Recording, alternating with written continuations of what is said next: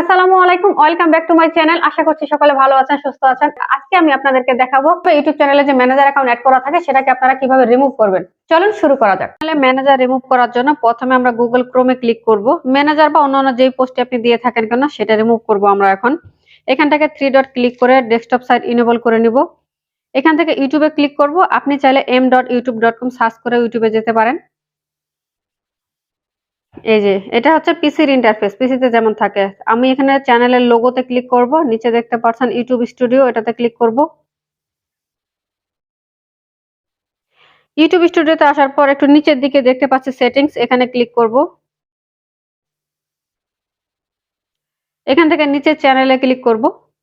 Channel থেকে দেখতে পাচ্ছেন অ্যাডভান্স সেটিং, এখানে ক্লিক করব। একটু নিচের দিকে গেলে দেখতে পাবো ম্যানেজ ইউটিউব অ্যাকাউন্ট, এটাতে ক্লিক করব।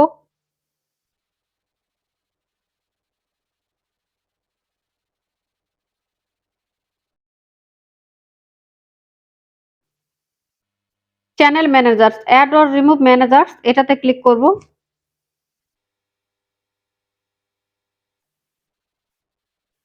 ম্যানেজ পারমিশন একটা অপশন দেখছেন, তবে এখানে কিন্তু একটা বিষয় খেয়াল করে দেখেন, আমার কিন্তু ডেস্কটপ সাইটটা এখানে ইনেবল নাই। ডেস্কটপ সাইট ইনেবল করা না থাকলে কিন্তু মোবাইল দিয়ে এই সমস্ত কাজ আপনি করতে পারবেন না। এই যে এন্টার কোড নামে একটা অপশন আসছে, এখানে আপনি থেমে যাবেন, আপনার মোবাইলে কোনো কোডও আসবে না।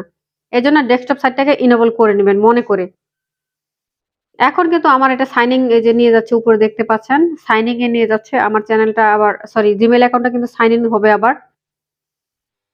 এই যে wait a second, more ways to verify, verify হচ্ছে আমার জিমেইল অ্যাকাউন্টে অবশ্যই ভেরিফাই করবে ইউটিউব থেকে।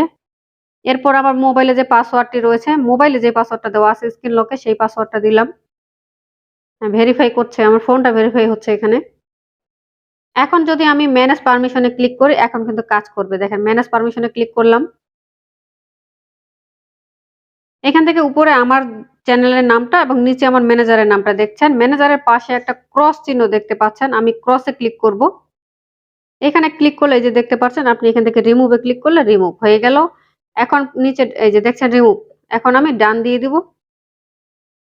ডান।